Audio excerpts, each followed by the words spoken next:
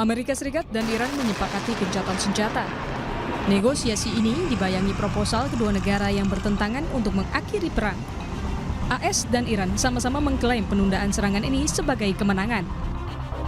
Gencatan senjata yang diusulkan Pakistan ini disepakati hanya 1 jam menjelang tenggat serangan Amerika Serikat ke Iran. Sebelumnya Amerika Serikat mengancam akan menghancurkan Iran termasuk menyasar fasilitas sipil. Trump menulis, Pakistan meminta agar saya menunda penggunaan kekuatan destruktif yang akan dikirim malam ini ke Iran. Dan dengan syarat Iran menyetujui pembukaan penuh, segera, dan aman atas Selat Hormuz. Saya setuju untuk menangguhkan pengeboman dan serangan terhadap Iran selama periode 2 minggu. Ini akan menjadi gencatan senjata 2 arah. Tulis Trump di platform Truth Social miliknya. Gencatan senjata disambut gembira warga Iran. Warga Teheran sebelumnya berkumpul di fasilitas penting di Iran. Menjelang tenggat waktu ultimatum dari Presiden Amerika Serikat Donald Trump, pemerintah Iran meminta warganya berkumpul untuk membentuk rantai manusia di sejumlah jembatan guna mencegah serangan. Sementara dalam platform media sosial X, Menteri Luar Negeri Iran, Syed Abbas Araghchi, menyampaikan apresiasinya antara lain terhadap Perdana Menteri Pakistan, Shehbaz Sharif atas upayanya untuk membantu mengakhiri perang di kawasan Timur Tengah. Menlu Iran menyebut untuk menanggapi permintaan Pakistan dan juga mempertimbangkan permintaan Amerika Serikat, maka negosiasi nantinya akan berdasarkan poin-poin yang sudah disampaikan sebelumnya. Abbas Araghchi menuliskan atas nama Dewan Keamanan Nasional tertinggi Iran, jika serangan terjadi terhadap Iran dihentikan, maka Angkatan Bersenjata Iran juga akan menghentikan operasi pertahanannya. Gencatan senjata terwujud usai Trump menyetujui 10 poin syarat dari Iran.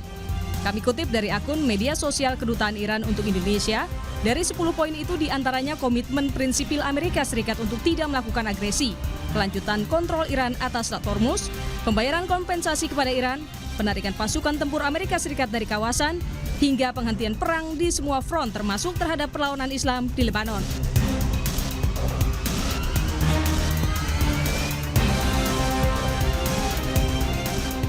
Dewan Keamanan Nasional tertinggi Iran menyatakan telah menerima gencatan senjata selama 2 minggu ke depan.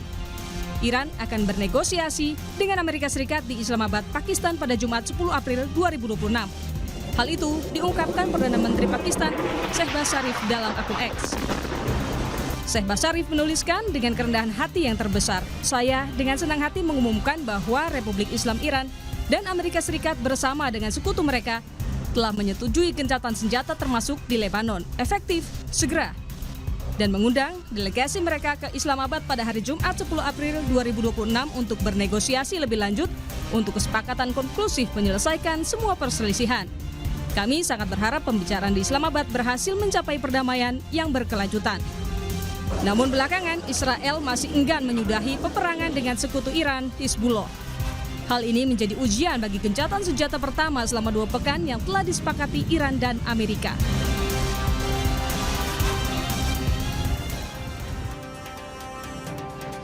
Ya, Saudara, Amerika Serikat, Iran sepakat untuk melakukan gencatan senjata selama 2 pekan. Namun sekutu Amerika Serikat, Israel enggan turut dalam kesepakatan lantaran enggan menerima syarat Iran yang meminta tidak ada serangan ke Lebanon. Lalu bagaimana peluang perdamaian akan kita bahas bersama dengan dosen geostrategi dan geopolitik Universitas Udayana, Evata Filomeno Beromeo Duarte, dan peneliti senior keamanan internasional Indo-Pacific Strategic Intelligence atau ISI, Mbak Aisyah Kusumo Sumantri. Selamat petang, Mas Evata dan juga Mbak Aisyah.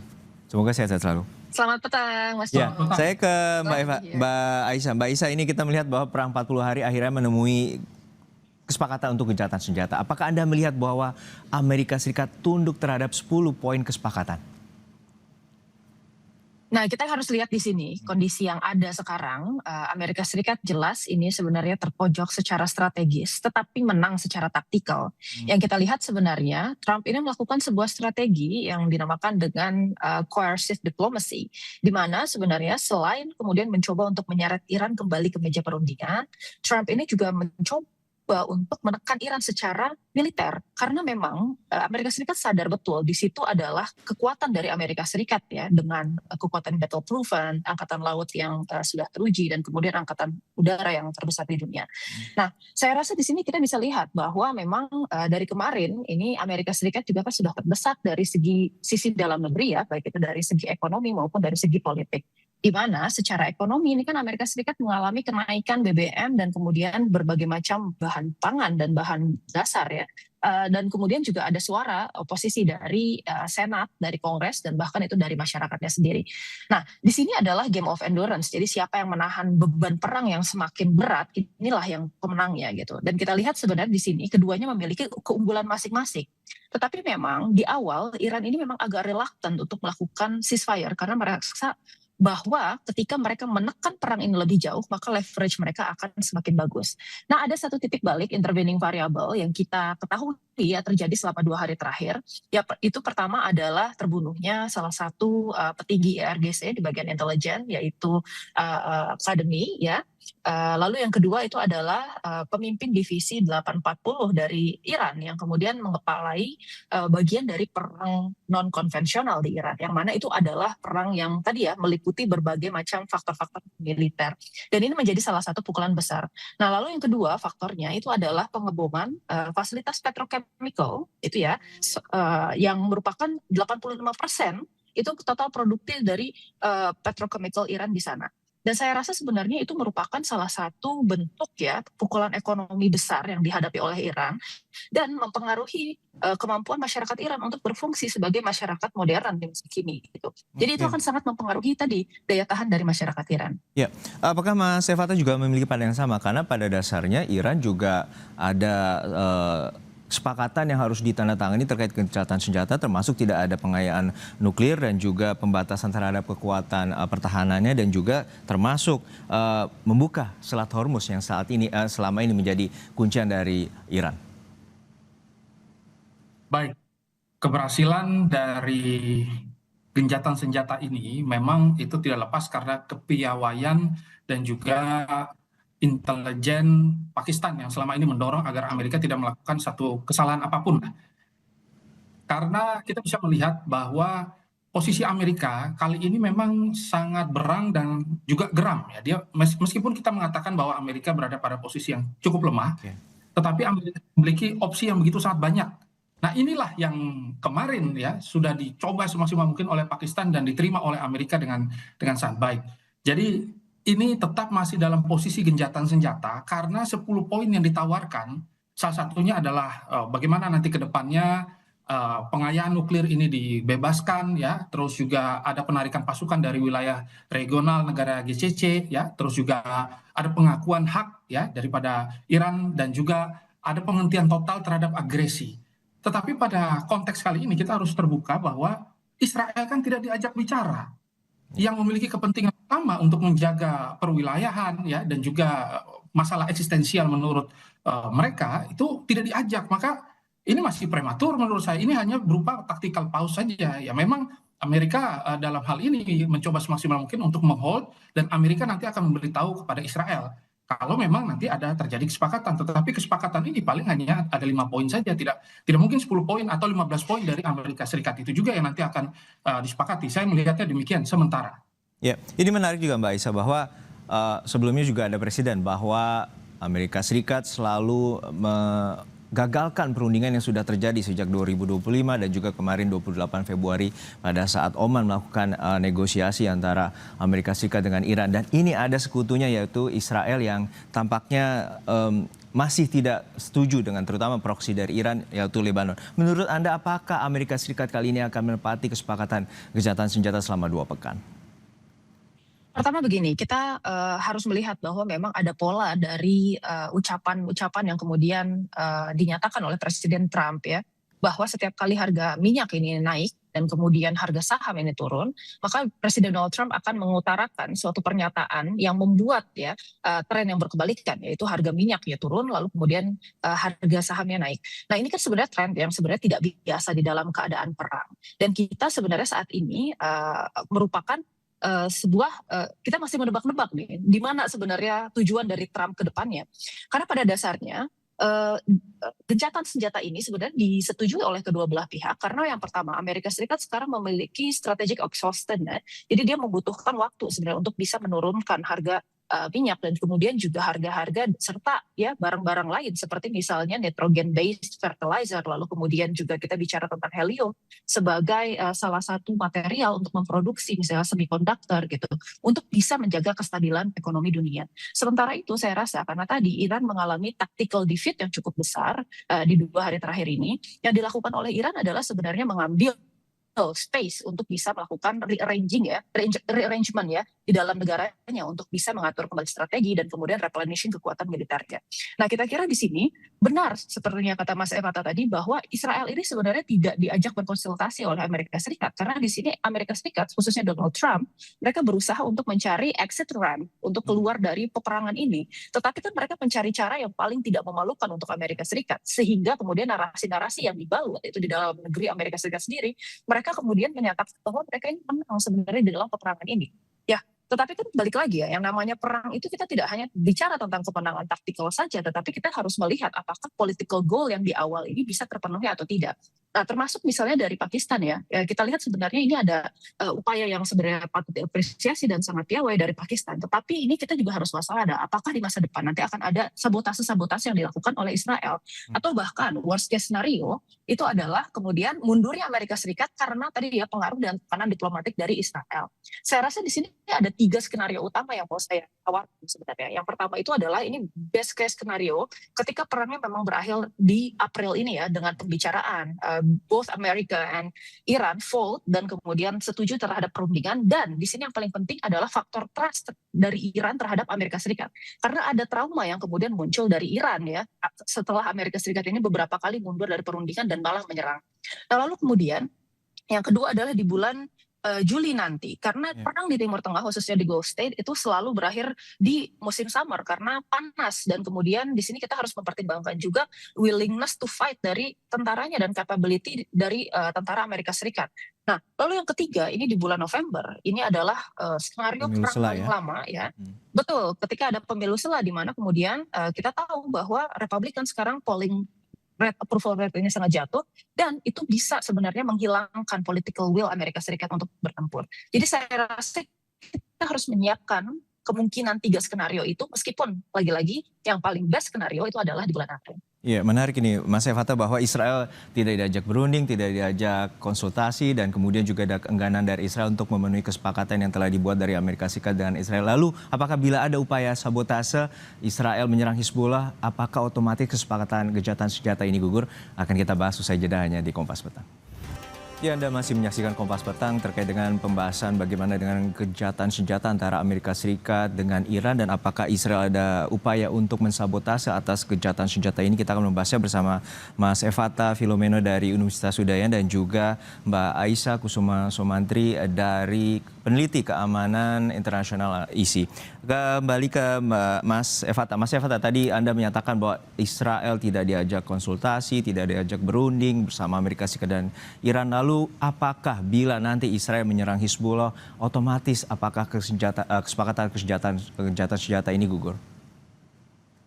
Ya, dalam beberapa catatan memang justru diplomasi ini hampir gagal atau gencatan senjata ini hampir gagal karena informasi yang diberikan oleh Iran ya kepada para pasukan itu memang agak sedikit terlambat, sehingga sempat ada beberapa tembakan retaliasi yang akhirnya menuju ke wilayah Israel. Ini dikatakan sebagai bagian dari bentuk bahwa kesepakatan ini sangat rapuh dan tidak bisa berjalan lama. Tetapi kita bisa melihat bahwa juga Perdana Menteri Israel menyampaikan mereka dengan tegas Lebanon bukanlah bagian dari kesepakatan dan mereka sama sekali ke depannya akan berupaya semaksimal mungkin untuk melakukan pendudukan di wilayah Sungai Litani. Ya, jadi sudah ada beberapa periode yang mereka siapkan dalam beberapa perang juga. Mereka sangat berupaya semaksimal mungkin agar serangan eksistensial yang selama ini mengancam ya karena ada Hizbullah di wilayah Lebanon itu nanti ke depannya mereka akan menggerakkan kurang lebih sekarang itu ada 3 divisi ya yang nanti akan masuk dan menguasai wilayah Lebanon Selatan. Jadi kita bisa melihat bahwa ada perbedaan sedikit corak pandang, tetapi mereka masih berada dalam satu kondisi ya bahwa tujuan politik dari Amerika ini kan sebenarnya adalah tujuan utamanya adalah degradasi terhadap kemampuan militer dari Iran itu sendiri, pemukulan mundur ya, dan juga Ali Khamenei juga yang akhirnya wafat, dan juga mereka berharap agar nanti ke depannya fasilitas-fasilitas teknologi-teknologi yang dimiliki oleh Iran ini akhirnya berkurang secara drastis. Nah, tetapi kalau Israel ini kan tidak, Israel berupaya semaksimal mungkin agar jangan sampai diplomasi ini nanti malah melemahkan ya posisi-posisi tawar Israel, karena memang Israel berada pada posisi yang cukup kritis.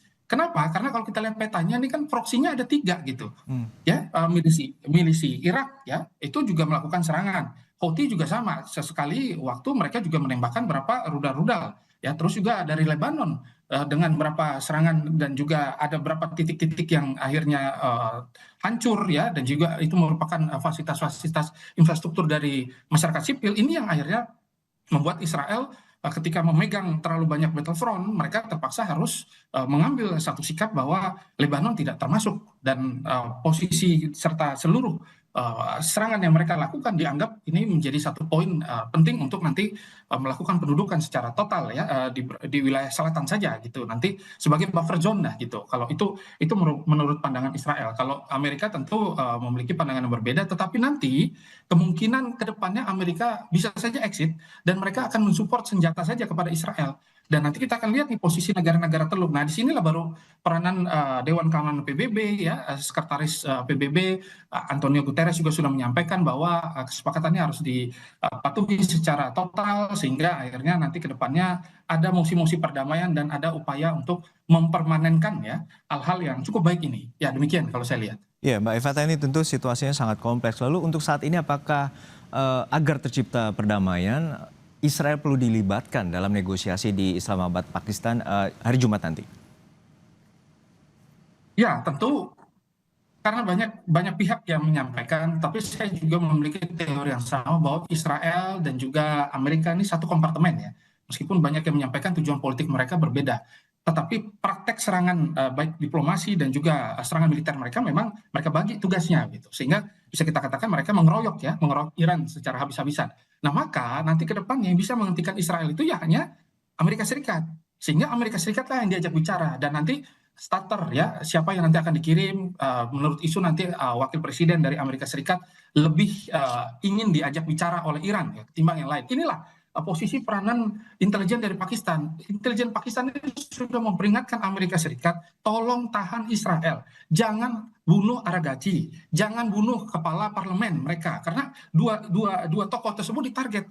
Tetapi akhirnya Israel juga melakukan serangan, sehingga dari pihak Iran, kepala intelijennya akhirnya mengalami gugur ya dalam upaya untuk mempertahankan Iran itu sendiri, dan juga beberapa kepala-kepala dari petinggi IRGC akhirnya disikat. Ya, inilah tanda bahwa sebenarnya Israel tidak mau sama sekali ada diplomasi, tetapi diplomasi sangat dibutuhkan oleh dunia hari ini, dan Amerika tahu bahwa ini adalah langkah yang terbaik bisa diambil. Ya, demikian. Ya, saya beralih ke Mbak Aisyah. Mbak Aisyah, Amerika Serikat memiliki 10 poin kesepakatan, lalu kemudian Iran memiliki 10 poin kesepakatan, dan juga Amerika Serikat memiliki 15 poin kesepakatan. Lalu seperti apa nanti pembahasan terutama di hari Jumat nanti di Islamabad, Pakistan terkait dengan syarat-syarat yang akan dibahas, dan kemudian seperti apa masa depan perdamaian nanti? Terima kasih Mas Juno. Nah, seperti yang kita lihat sebenarnya 15 poin yang diajukan Amerika Serikat, beberapa di antaranya kan sebenarnya ini sempat dibahas ya di nuclear deal, perjanjian nuclear deal dan perjanjian di tahun 2025. Yang mana sebenarnya Iran sudah menyatakan bahwa mereka tidak setuju dengan beberapa poin tersebut, khususnya dengan poin terkait pelarangan pembangunan tenaga misil ya, lalu kemudian juga mengenai Selat Hormuz, dan juga mengenai kalau Selat Hormuz itu baru, dan juga mengenai kemudian tenaga nuklir Iran. Nah, terakhir sebenarnya Iran itu di tahun 2025 sudah setuju untuk zero stockpiling uranium, tetapi itu yang momentum di mana Iran itu malah diserang gitu. Jadi saya rasa di sini sebenarnya untuk tuntutan-tuntutan dari Amerika Serikat ada beberapa yang sebenarnya dianggap cukup sulit untuk dipenuhi bagi Iran. Dan Amerika Serikat ini kan sebenarnya tadi ya, meskipun menang secara strategis, tetapi kemudian secara taktikal, tetapi secara strategis Amerika Serikat ini sebenarnya berada di dalam keadaan terdesak. Dan saya rasa sebenarnya Amerika Serikat tidak dalam posisi untuk bisa mengajukan prasyarat yang sulit untuk dikabulkan oleh Iran. Karena Iran tetap memegang keunggulan strategis di sini. Sementara itu Iran ini mengajukan 10 poin yang sebenarnya ini jauh lebih masuk akal dibandingkan poin-poin dari Amerika Serikat.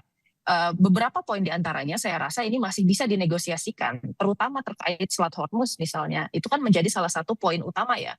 Di sini kita lihat bahwa Iran tidak membuka Selat Hormuz secara cuma-cuma, tetapi dia menentukan protokol untuk pelayaran. Sehingga sebenarnya sudah ada nih roadmap jangka panjang ya terkait keuntungan yang bisa diambil dan dimanfaatkan dari Selat Hormuz tersebut terhadap Iran. Lalu kemudian tentang pembukaan sanksi-sanksi. Nah itu kan sesuatu yang sebenarnya nanti juga harus dikoordinasikan ya dengan IAEA dan juga dengan DKPBB gitu.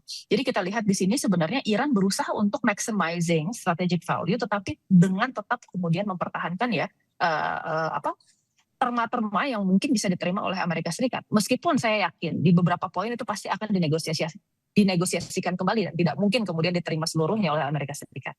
Baik, kita nantikan bagaimana upaya negosiasi dan juga diplomasi antara Amerika Serikat dengan Iran untuk mengakhiri perang dan tentu menjadi harapan seluruh dunia agar krisis di Timur Tengah ini berakhir dengan minimal gencatan senjata dan juga nanti adanya masa depan perdamaian di Timur Tengah. Terima kasih atas perspektifnya Mbak Aisyah Kusuma Sumantri, peneliti keamanan internasional Indo Strategic Intelligence, dan juga Mas Evata Filomeno, pakar geostrategi dan geopolitik dari Universitas Udayana. Terima kasih.